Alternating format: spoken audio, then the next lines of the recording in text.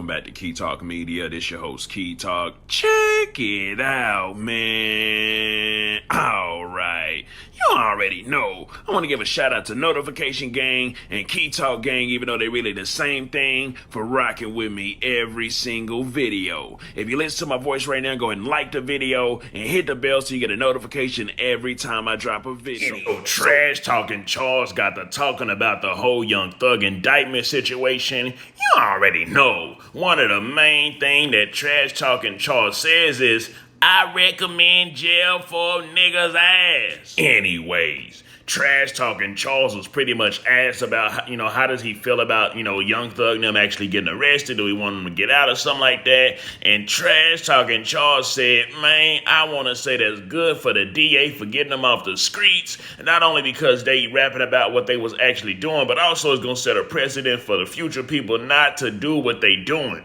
Yeah, good for that district attorney in Atlanta, Georgia, that's going to utilize these two big name rappers to make an example out of, as well as set a precedent going forward. Maybe these niggas will start writing about I need love, like LL Cool J used to write about, and change their lyrics. Because what done happened in the rap industry, homie, is these lyrics are real life situations. These lyrics are real life circumstances. Now no rapper want to be seen as a cap rapper or capping in his raps, you know what I'm talking about? Because of course the fans like authenticity. So if a rapper rapping about, you know what I'm talking about, man, I'm running inside the crib, you know what I'm talking about, I just caught a body and I had to hit the baby mama too, you know what I'm talking about? They really want to see a few packs in the air simply because that's what you're rapping about. Now trash talking Charles is pretty much saying that, I'm talking about the lyrics of the art, since it's like typically seems to be real stuff that's actually happened that is actually damaging to the culture. And he also got to talk about, so Jay-Z did say that he wanted to, try to create a law or help push a law that'll, make it to where the courts and stuff can't use artists and rappers' lyrics against them in court because it should be just looked at as art. But trash talking Charles said that it would be one of the most horrific things that could possibly happen. Jay-Z, I think about all those high-level rappers that wanted to go to our government and asked our government to ban prosecutors in the state from using rap lyrics to be able to prosecute rappers. And I think that's the greatest harm. If came to pass, that would probably be one of the greatest harms done to our community. Anyways, so of course there's a couple different opinions as far as what he said. Of course you got the people that's like, hold up, it ain't no way in blue hell that'll be a damage to the community, because what about the rappers that's just actually capping in their raps? What if they get caught up in some type of RICO stuff, and whenever they get caught up in it, they not actually doing it, and they just rapping about it, but now they got this whole RICO charge on them? And you already know that the government's got like a 98% conviction rate. So now that leads to black men pretty much going to jail for something that they didn't do. But then you also got the people that's like, I 100% agree. Get these Negroes off the streets doing all this crime. They gotta go. Now speaking of they gotta go, trash talking Charles also said that it seems like they all down the screen gang and I catch a body and stuff like this. And they all wear a suit, and they know that the suit that they wear either going to end inside of jail or dead,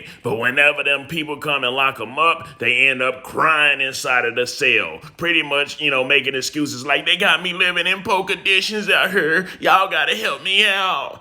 You already know. That was probably a reference to Young Thug, because, his lawyer came out and pretty much said that they've got Young Thug inside of like a dungeon-like room, no windows, only like a one light inside of the place that stays lit 24/7 so it can barely get any sleep. You hear everybody hollering gang, everybody down for catching the body. But what I seem to notice is when they get their mothers and they got to go to jail, them niggas scream and holler, I don't want to be here. It's inhumane. They got me with the roaches and the rats. Oh, I want to get out. They ain't so gangster. If you go put that suit on, we all say it's two roads to that suit. Jail or the graveyard.